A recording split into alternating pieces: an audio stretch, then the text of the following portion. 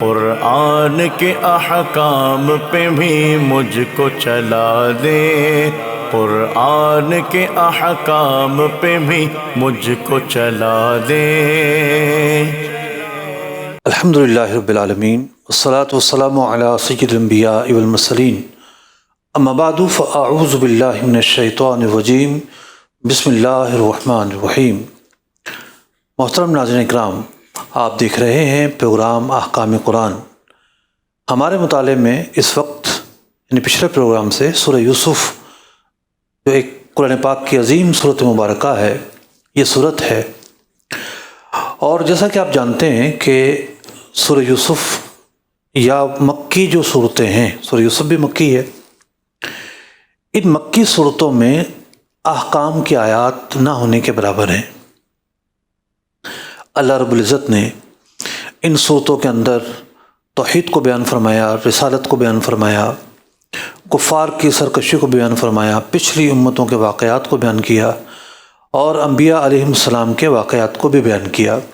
اس صورت میں حضرت سیدنا یوسف علیہ نبینا علیہ الصلوۃ والسلام کے واقعے کو تفصیلی طور پر بیان کیا گیا ہے۔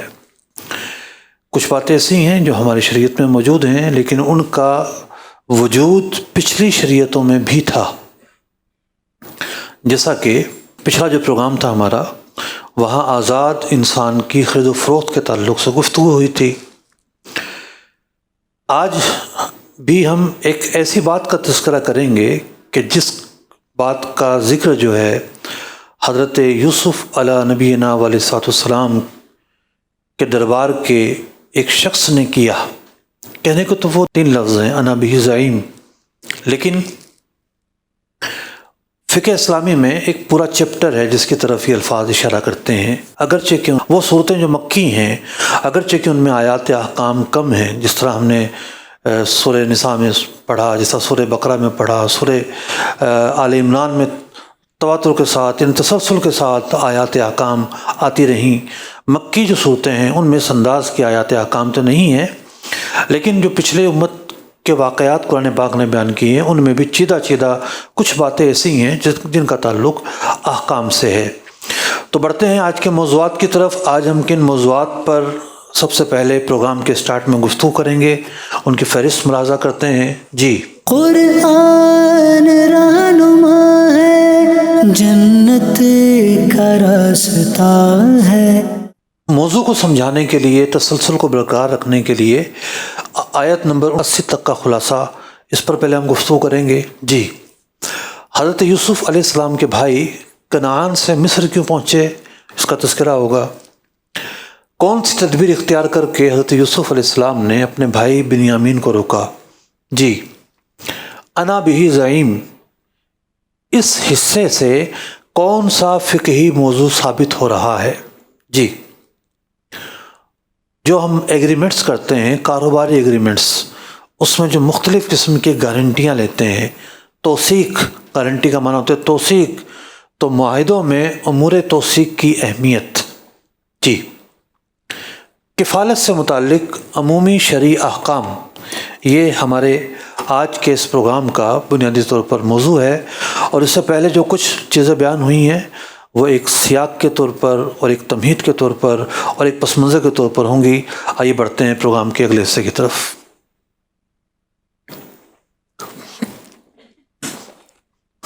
محترم ناظرین کرام، ہمارے مطالعے میں ہے سورہ یوسف۔ پچھلے پروگرام میں تھوڑا سا خلاصہ کرتے ہوئے ہم نے یہ دیکھا تھا کہ حضرت یوسف علیہ نبینا علیہ الصلوۃ والسلام، جب آپ کے بھائیوں نے آپ کو کنویں میں ڈالا اور کنویں میں ڈالنے کے بعد پھر آپ ایک قافلے والوں نے آپ کو نکالا اور اس کے بعد آپ مصر پہنچے، عزیز مصر یعنی مصر کے وزیر اعظم نے آپ کو خریدا، اور کس بھاؤ خریدا، کیا بولی لگتی رہی، یہ سب کچھ پچھلے پروگرام میں بیان ہوا۔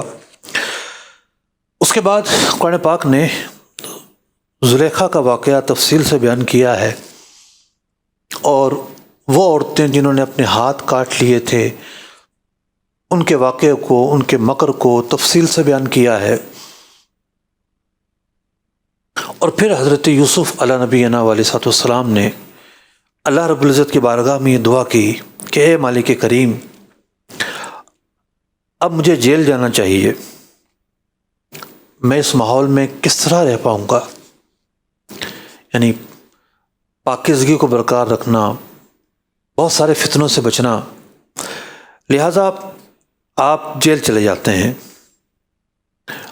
یہ خواتین بھی یہی چاہ رہی تھیں کہ آپ کسی بہانے جیل جائیں تو ہم یہ شور مچا سکیں کہ برائی ان کی طرف سے تھی، پہل ان کی طرف سے تھی، اور ہمیں اپنی صفائی کا موقع مل جائے۔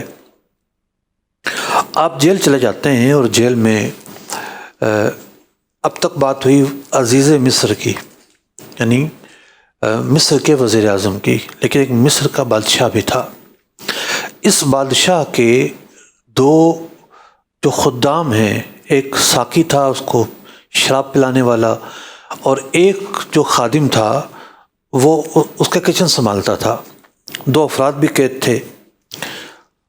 مفسرین لکھتے ہیں کہ تقریباً 7 سال تک آپ اس جیل میں قید رہے، اور جب باہر نکلے تو قیدیوں کے لیے دعا بھی کی اور کہا کہ یہ زندوں کا قبرستان ہے، نیک لوگوں کے لیے صبر کی جگہ ہے، مزید بھی کلمات ارشاد فرمائے۔ تو ایک دن بادشاہ کے جو خدام جیل میں محبوس ہوتے ہیں وہ خواب دیکھتے ہیں، دو الگ الگ خواب دیکھتے ہیں۔ ایک دیکھتا ہے کہ میں جام مطلب انگور ڈال کے جو ہے نا وہ کچھ پلا رہا ہوں بادشاہ کو، آپ نے رہائی کی دعا کی کہ تجھے جو ہے وہ رہائی ملے گی۔ دوسرے نے دیکھا کہ میرے سر پر روٹیاں پڑی ہیں اور پرندے چونچ مار مار کے کھا رہے ہیں، آپ نے ارشاد فرمایا کہ تجھے پھانسی کی سزا ہوگی۔ دونوں سر پٹائے اور کہنے لگے ہم تو مذاق کر رہے تھے، ہم نے تو کوئی خواب دیکھا ہی نہیں ہے۔ آپ نے فرمایا کہ جو میں نے کہا ہے وہ ہو کر رہے گا۔ بالآخر ایک کو پھانسی ہوئی، دوسرے کو آزادی ملی۔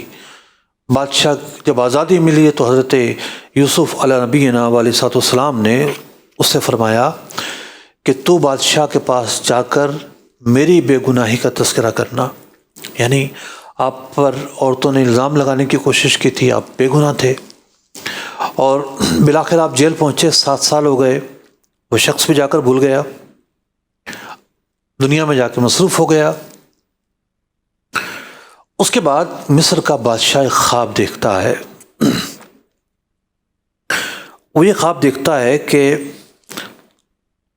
7 فربا گائیں ہیں، موٹی موٹی گائیں ہیں، دبلی پتلی گایوں کو کھا رہی ہیں، 7 ہاری بالیاں اور دوسری 7 سوکھی بالیاں وہ خواب میں دیکھتا ہے۔ ملک بھر سے نجومی اور کاہن بلائے جاتے ہیں اور ان سے اس خواب کی تعبیر پوچھی جاتی ہے۔ سارے کے سارے عاجز آ جاتے ہیں کہ ہمیں تو نہیں پتہ اس خواب کی کیا تعبیر ہے۔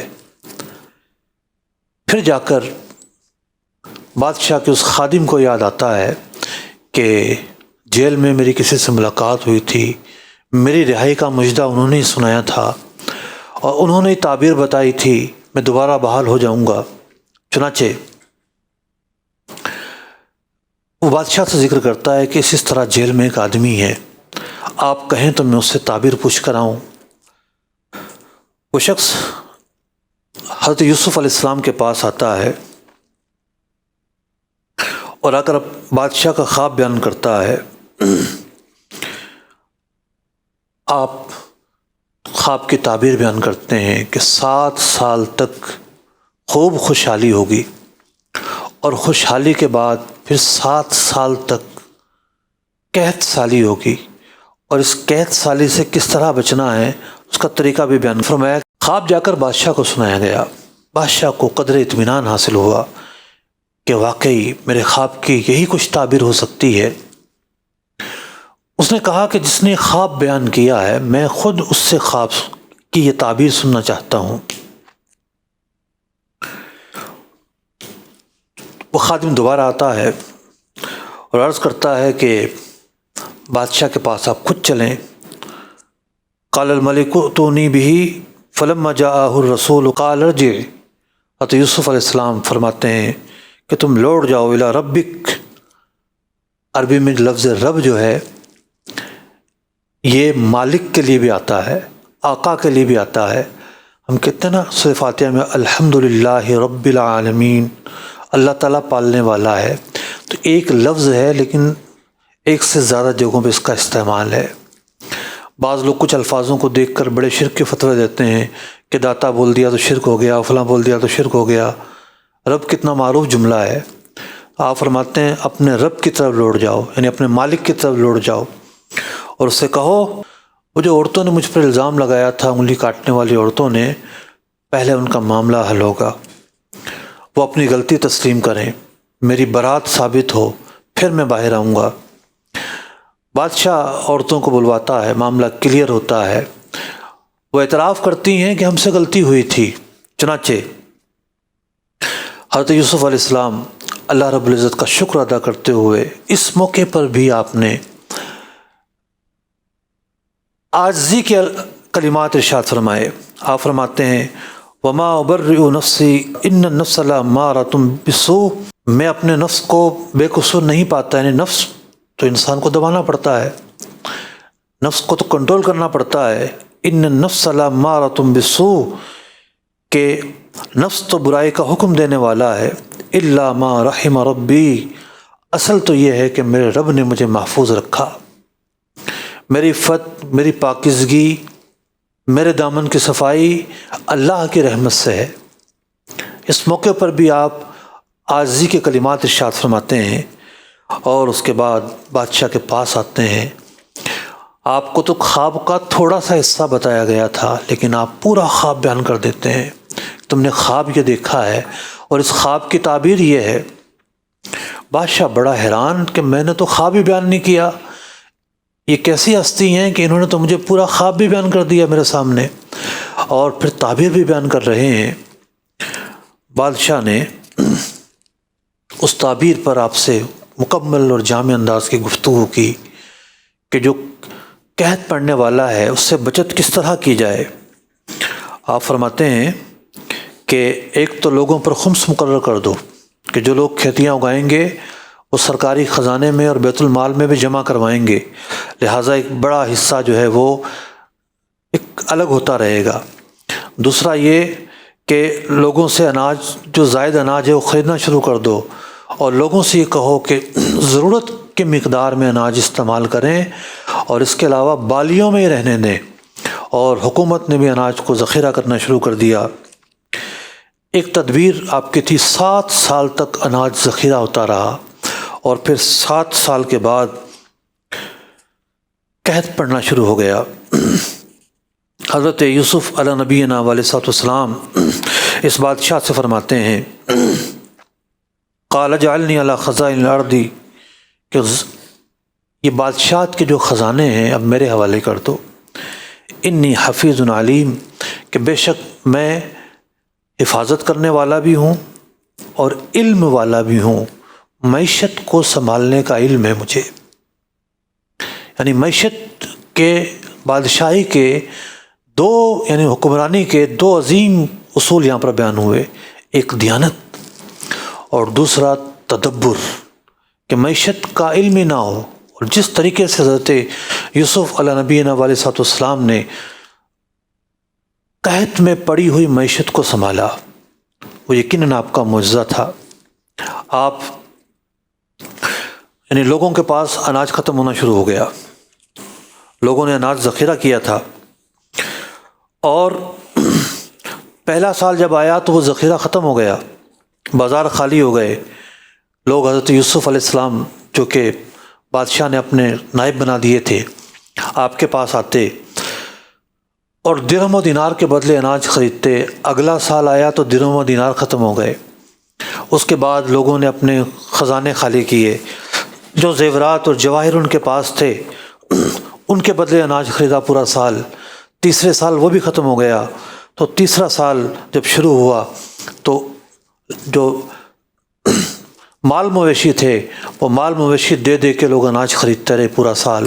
اس پورے سال میں یہ مال مویشی ختم ہو گئے۔ جب چوتھا سال آیا لوگوں نے اپنے غلام، اپنی باندیاں بیچ دیں، وہ بھی ختم ہو گئیں۔ جب 5واں سال آیا، 5واں سال قحط کو اناج نہیں ہو رہا، اناج کا نام و نشان نہیں ہے، لہٰذا لوگوں نے اپنی اراضیاں بیچنا شروع کر دیں، اراضیاں بیچنا شروع کر دیں۔ یہاں تو پورا انتظام کر لیا گیا تھا، ذخیرہ موجود تھا، تدبیر موجود تھی بچاؤ کے لیے، اور لوگوں کو بھوک سے بچانے کا سامان موجود تھا۔ کس طرح کرنا ہے، کیا کرنا ہے، یہ وہ علم تھا جو اللہ تعالیٰ نے آپ کو دیا۔ چنانچہ 5ویں سال میں لوگوں نے اپنی ساری زمینیں بیچنا شروع کر دی، ساری کی ساری زمینیں اب ریاست کی ہو گئیں، حکومت کی ہو گئیں۔ جب 6واں سال آیا تو کوئی چیز بھی باقی نہیں رہی، مال مویشی بھی بک گئے، رقم بھی نہیں رہی، یعنی درہم و دینار بھی نہیں رہے، زیورات بھی نہیں رہے، زمین بھی نہیں رہی، اور اب لوگوں نے فیصلہ کیا اپنی اولادیں بیچی جائیں۔ لوگوں نے اپنی اولادیں بیچ کے اناج خریدا۔ 6واں سال پورا ہو گیا، 7واں سال آ گیا۔ 7ویں سال میں یہ سارے کے سارے لوگ، آزادی بعد میں آتی ہے اور حیات پہلے ہے۔ زندگی کی قیمت تمام چیزوں سے بڑھ کر ہوتی ہے۔ یہ لوگ 7ویں سال میں خود بک گئے، اپنا سودا کرتے کہ ہم غلام ہیں، اپنا سودا کرتے کہ ہمیں خرید لو، ہم تمہارے نوکر ہیں، ہمیں کھانا دے دو صرف۔ چنانچہ 7ویں سال میں یہ سارے کے سارے لوگ، مرد و عورت، بک گئے اور اس کے بدلے انہیں کھانا دیا گیا۔ اور پھر جب 7واں سال پورا ہوا تو پھر کھیتی نے سبزہ اگانا شروع کیا، پھر بہاریں لوٹنا شروع ہوئیں۔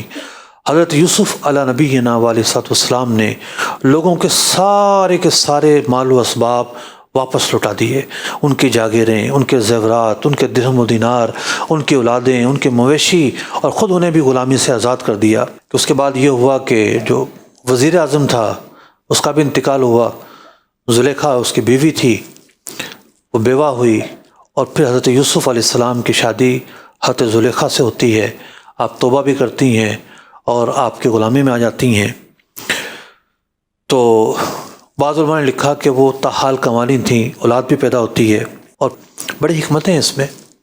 ایک حکمت یہ ہے کہ لوگ آپ کو تانا دے سکتے تھے، آپ آج اتنے بڑے مرتبے پر ہیں، آپ وہی ہیں نا جن کو اسی مصر کے بازار میں بیچا گیا تھا غلام بنا کر۔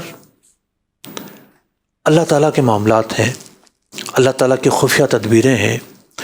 اس پورے سورہ یوسف کے اندر زندگی کے جو اتار چڑھاؤ ہیں، زندگی کے اتار چڑھاؤ میں جو بندے کے تخیلات ہیں، بندہ کبھی عجز کا شکار ہوتا ہے، کبھی تفاخر کا شکار ہوتا ہے، کبھی بڑائی کا شکار ہوتا ہے، کبھی محتاجی کا شکار ہوتا ہے، کبھی مطلب لوگوں کے تعلق سے عرض کر رہا ہوں ذلت کا شکار ہوتا ہے۔ مختلف رنگ اس صورت مبارکہ میں ہمیں زندگی کے نظر آتے ہیں۔ یہ حضرت یوسف علیہ نبینا علیہ السلام کا واقعہ نہیں ہے، بلکہ زندگی کے جو مختلف رنگ ہیں، انسان کسی نہ کسی موڑ پر ان رنگوں میں سے کسی ایک رنگ سے گزرتا ہے، ان راستوں میں سے کسی ایک راستے سے گزرتا ہے۔ یہ صورت ان راستوں کی تفصیل بیان کر رہی ہے، یہ انجام کے بارے میں جھنجھوڑ رہی ہے، انجام یاد دلا رہی ہے کہ آج خوشحالی میں ہو، کل یہ نہ ہو رسوائی میں ہو، آج چاروں طرف سکون ہے، کل یہ نہ ہو کہ قید میں ہو۔ انسان کی ایک غلطی اسے کہاں سے کہاں پہنچا دیتی ہے۔ آپ اندازہ لگائیے، کوئی ٹریفک میں جا رہا ہو، گاڑی سے ٹکر ہو بندے کی، بندہ ایکسپائر ہو جائے، کیا ہوگا؟ بندہ جیل میں ہوگا۔ سامنے والی پارٹی کوئی بہت بڑا لیڈر ہو، کوئی بہت بڑا آدمی ہو، پیسے والا، وہ تو پیسے سے بھی رام نہیں ہوگا، کیا ہوگا؟ اسی کو قسمت کا لکھا کہتے ہیں۔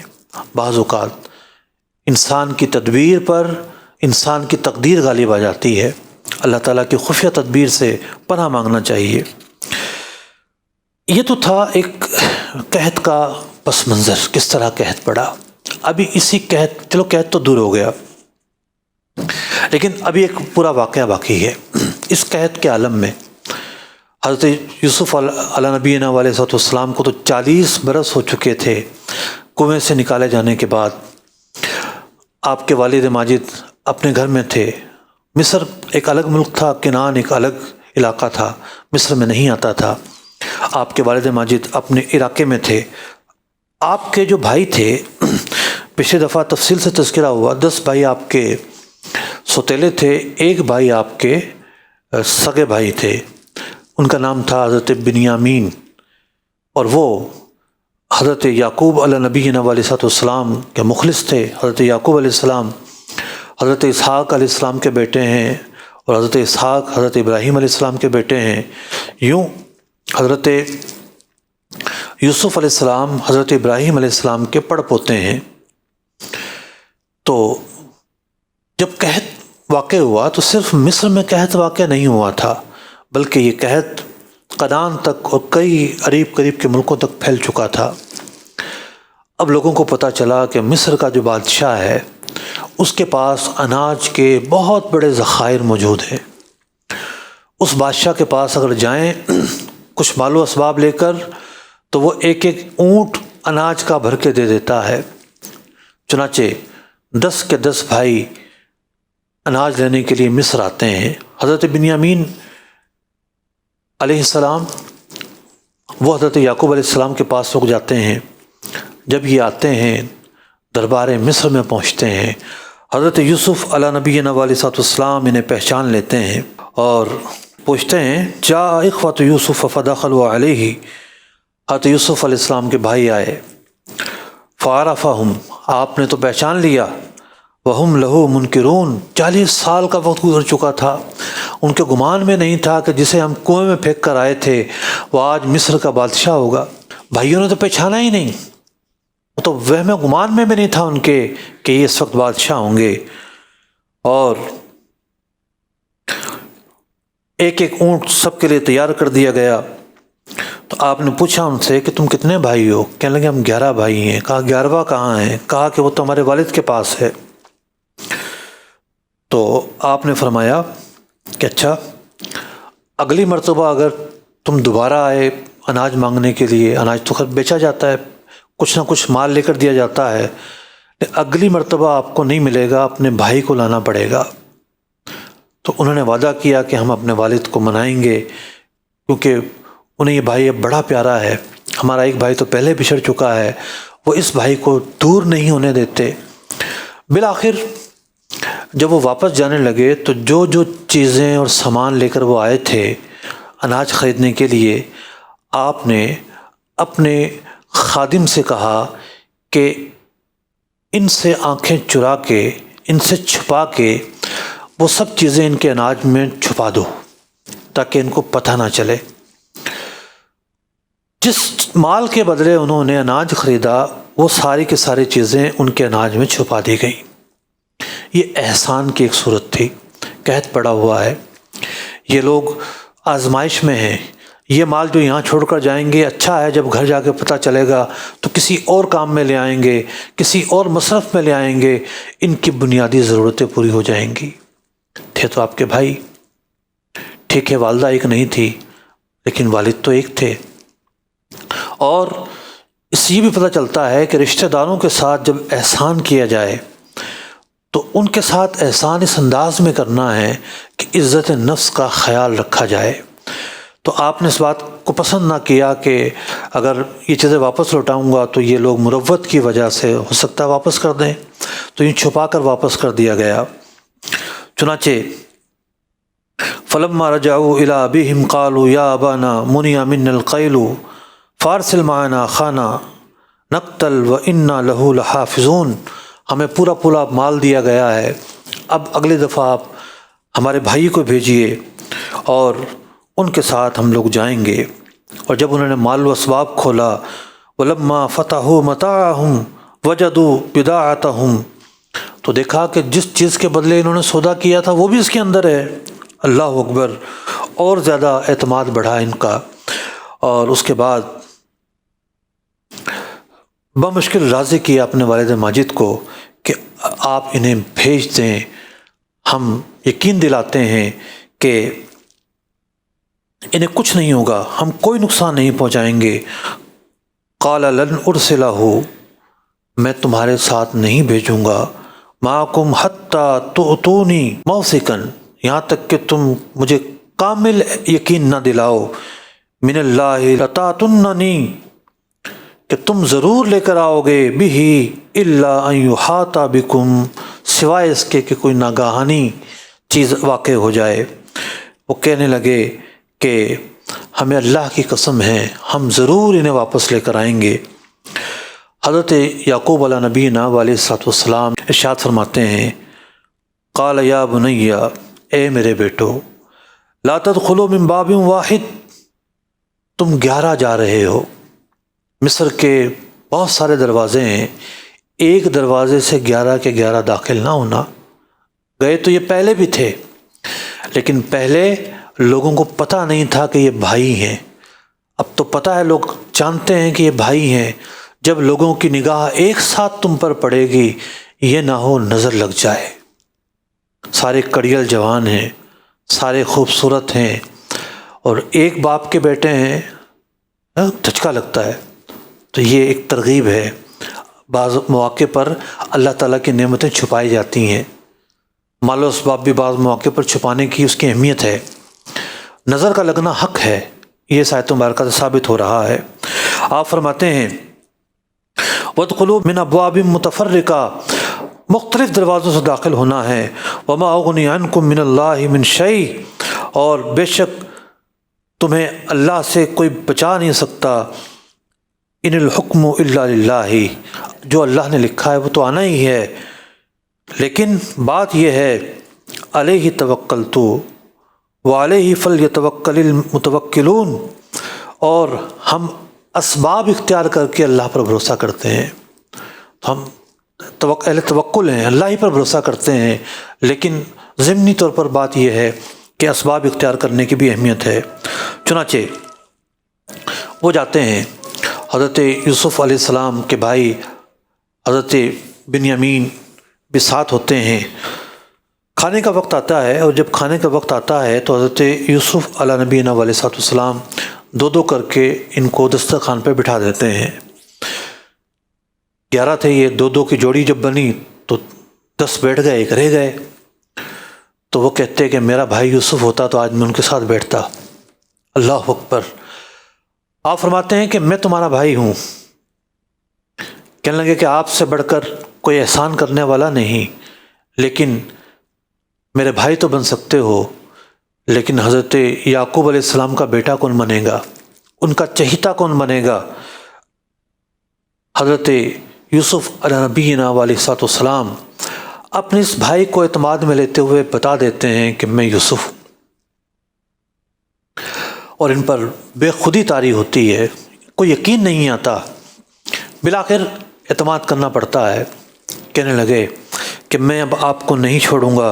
حضرت یوسف علیہ السلام فرماتے ہیں کہ نہیں، والد ماجد کو بہت تکلیف ہوگی، تمہیں کسی اور طریقے سے روکنا ہوگا۔ اب ناظرین کرام، وہ حصہ آ رہا ہے کہ جو حصہ ہمارے جو فقہی احکام ہے اس کا اصل موضوع ہے، کسی اور طریقے سے روکنا ہوگا۔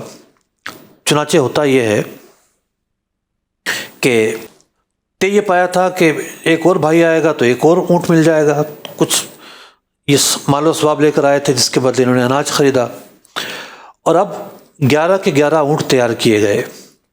بادشاہ کا ایک پیالہ تھا، اور بادشاہ کا جو پیالہ تھا، ایک خادم نے وہ پیالہ حضرت بنیامین کے جو اونٹ تھا، جو اس میں اناج تھا، اس میں چھپا دیا۔ ناظرین کرام، آیت نمبر 70 سے لے کر آیت نمبر 71 تک ہم یہ 2 جو آیات ہیں، پہلے کی تلاوت و ترجمہ سنتے ہیں اور اس کے بعد پھر موضوع کو آگے لے کے چلتے ہیں۔ جی۔ قرآن رہنما ہے، جنت کا راستہ ہے۔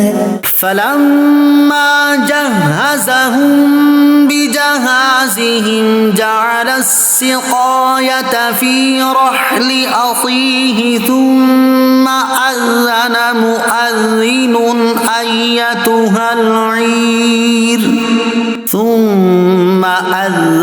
مؤذن أيتها العير إنكم لسارقون۔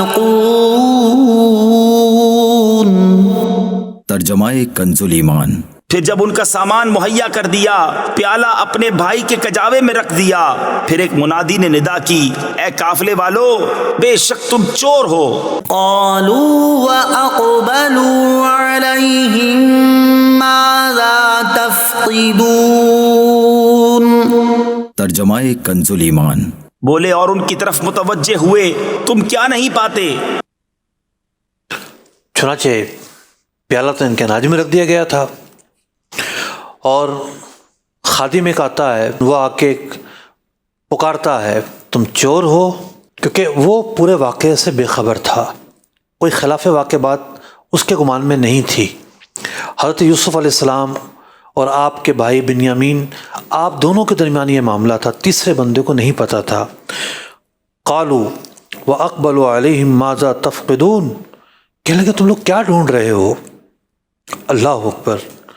آئیے سنتے ہیں آیت نمبر 72۔ قرآن رہنما ہے، جنت کا راستہ ہے۔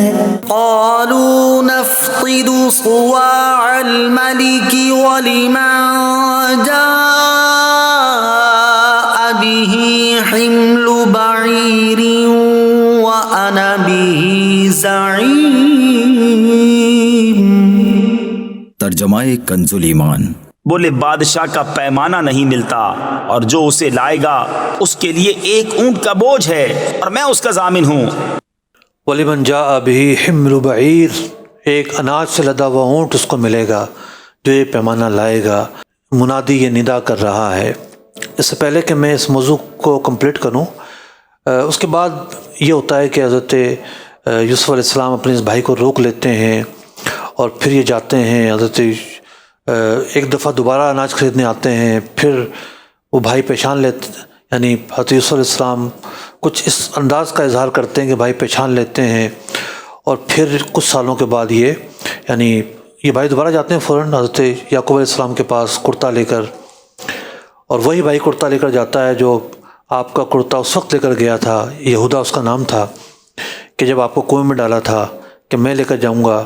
حضرت یعقوب علیہ السلام شان و شوکت کے ساتھ، اس کا تو منظر ہی کچھ اور ہے، کیونکہ آپ کو اللہ تعالیٰ نے بادشاہت عطا کی تھی، جس انداز میں آپ کا استقبال کرتے ہیں اور آپ کے ساتھ رہتے ہیں، اور پھر آپ کا انتقال ہوتا ہے، اور اس کے بعد یعقوب علیہ السلام کو ملک شام لے جا کے، جہاں آج فلسطین ہے، یہاں دفنایا جاتا ہے۔ اب یہ لوگ کہنے لگے کہ یعنی خادم نے کہا کہ ہم تو بادشاہ کا برتن ڈھونڈ رہے ہیں، اور جو برتن کو لے کر آئے گا اس کو ایک اونٹ اناج سمیت ملے گا۔ وَأَنَا بِهِ زَعِيمٌ، بھئی یہ جو اونٹ دینا ہے یہ تو بادشاہ کا کام ہے، انعام تو بادشاہ نے دینا ہے، لیکن یہ خادم کہتا ہے اے لوگو آگاہ ہو جاؤ، میں ضامن ہوں، میں ضامن ہوں، پیالہ دے دو مجھے، میں ایک اونٹ اضافی دوں گا۔ تو یہ جو ضمانتی کا تصور ہے، یہ تصور یہ آیت مبارکہ بیان کر رہی ہے۔ بہت سارے کاروباری معاہدے ہوتے ہیں، ان کاروباری معاہدوں کے اندر ضمانتی مانگا جاتا ہے۔ فقہ اسلامی میں اسے کفالت کہتے ہیں۔ باری شریعت کے 12ویں حصے کے اندر پورا ایک چیپٹر ہے کفالت کا، اور صدر الشریعہ بدر الطریقہ مفتی امجد علی اعظمی علیہ الرحمہ نے جو واحد آیت مبارکہ اس باب کی دلیل اور ماخذ ہونے پر لکھی ہے، وہ یہی آیت مبارکہ لکھی ہے، وَأَنَا بِهِ زَعِيمٌ۔ یہ جو آیت مبارکہ ہے اس میں تصور کفالت بیان ہوا ہے، کہ کوئی ضامن مقرر کیا جائے کہ اگر یہ مال نہیں دے گا تو میں دوں گا، میں ضامن ہوں۔ تو جب بہت ساری خرید و فروخت جب ادھار میں ہوتی ہیں تو لوگ کہتے ہیں کہ بھئی ہم آپ پہ کیسے ٹرسٹ کریں، دو ضمانتی لے کر آؤ۔ تو اب ایک جو حق ہے کسی شخص پر تھا جس نے مال خریدا، اس پر حق تھا، لیکن ضمانت لینے کے بعد یہ حق ٹرانسفر ہو گیا، اور اس پر بھی رہا، لیکن اب یہ حق دوسروں پر بھی چلا گیا۔ جو صاحب مال ہے وہ دونوں سے تقاضا کر سکتا ہے، اس سے بھی تقاضا کر سکتا ہے اور اس سے بھی کر سکتا ہے، اور اگر یہ بھاگ گیا، نہیں آیا، نہیں دے سکا، تو جس نے ضمانت لی، شریعت یہ کہتی ہے کہ اس کے اوپر یہ مال دینا لازمی ہو جائے گا۔ اس کا ایک دوسرا نام ہے حوالہ۔ حوالے اور کفالے میں زیادہ فرق نہیں ہے، صرف ایک چیز کا موٹا سا فرق ہے، اور چھوٹے چھوٹے فرق بھی ہیں۔ وہ فرق یہ ہے کہ کفالت کے اندر صاحب مال دونوں پر رجوع کر سکتا ہے، لیکن حوالے کے اندر جو اصل ہے جس نے مال خریدا تھا وہ فارغ ہو گیا، اب دوسرے پر رجوع ہوگا. دوسرا یہ اگر نہیں دے گا دوسرے کو دینا ہی دینا پڑے گا. صدر شریح لکھتے ہیں کہ تورات شریف میں ہے کہ کفالت کی ابتدا ملامت ہے، یعنی کسی کا ضامن بننا آسان کام نہیں ہے، سوچ سمجھ کے بننا چاہیے. ابتدا ملامت ہے، ہر دوسرے دن پہنچ جائے گا تم نے ضمانت لی تھی وہ دے نہیں رہا، تو ابتدا میں یہ حالات ہوں گے. اوسط ندامت ہے، بندہ بولے گا کیا کر لیا میں نے، کہاں پڑ گیا میں. اور آخر جو ہے وہ غرامت ہے، اگر وہ بھاگ گیا بہرحال مال دینا ہی پڑے گا. تو قسطوں کا کاروبار ہو، دیگر ادھار کاروبار ہو، بینکنگ سیکٹر ہو، یہ جو گارنٹر کا تصور ہے یہ تصور نیا نہیں ہے، حضرت یوسف علیہ السلام کے زمانے میں موجود تھا اور قرآن نے اس تصور کو بیان کیا ہے. فقہ اسلامی میں یہ مسائل تفصیل کے ساتھ بیان کیے جاتے رہے. ایک حدیث پاک ہے، نبی اکرم علیہ الصلوۃ والسلام نے ارشاد فرمایا کہ کفیل ضامن ہے، الزعیم جو زعیم ہوتا ہے وہ ضامن ہے، یعنی اس کو جب اس نے ذمہ اٹھا لیا تو اب ادا کرنا پڑے گا. اور ایک اسی طریقے سے حدیث پاک ہے کہ ایک معاملے میں حضرت ام کلثوم رضی اللہ تعالیٰ عنہ نے حضرت علی رضی اللہ تعالیٰ عنہ کی کفالت کی تھی.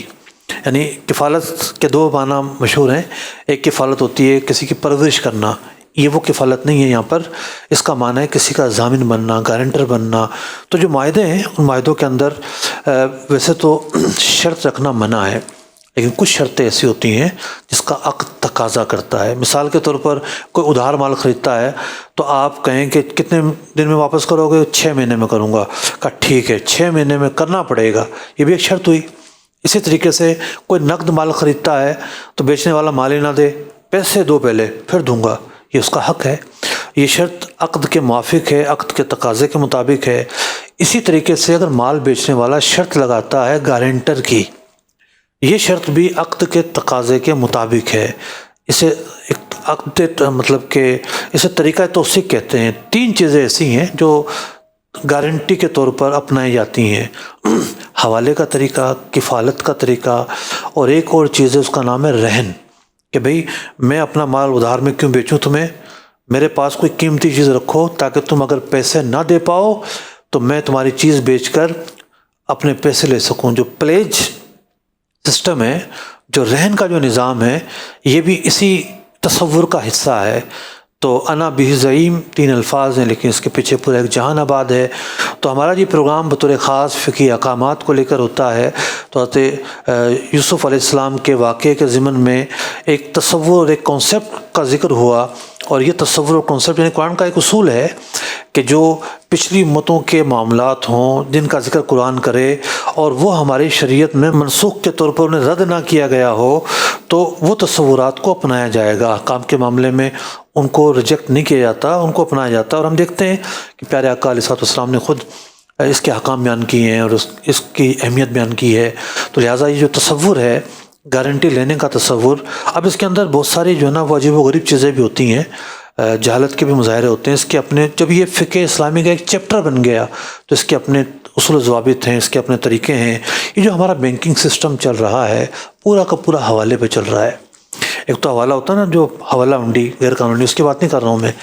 ہم چیک دیتے ہیں، بینک اے کا چیک ہے، بینک بی کو ہم نے دیا، ٹھیک ہے، یہ ہم اصل میں حوالہ کر رہے ہوتے ہیں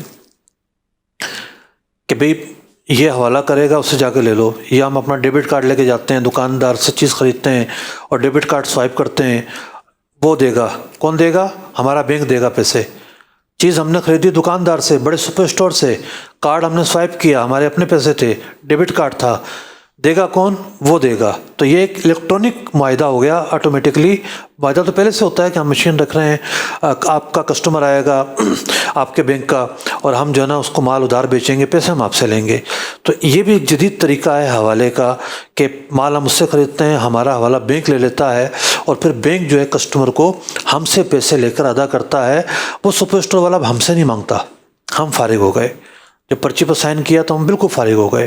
تو یوں بہت سارے جدید طریقے ہیں، لیکن تصور پہلے سے موجود ہے. قرآن میں فقہ اسلامی کے جو بنیادی احکام ہیں، بنیادی جو دلائل ہیں، وہ واضح انداز میں موجود ہیں. بس سمجھنے کے لیے نظر چاہیے اور سمجھانے کے لیے استاد چاہیے. اور یہ جو ہمارا پروگرام ہے ایک کلاس ہے، ایک کلاس روم ہے قرآن کی فہم کے لیے، قرآن کے سمجھنے کے لیے اور آیات احکام کے سمجھنے کے لیے. اس پروگرام کو دیکھنا نہ بھولیں. آمین بجاہ النبی الامین صلی اللہ تعالی علیہ وسلم. قرآن کے احکام پہ بھی مجھ کو چلا دے، قرآن کے احکام پہ بھی مجھ کو چلا دے.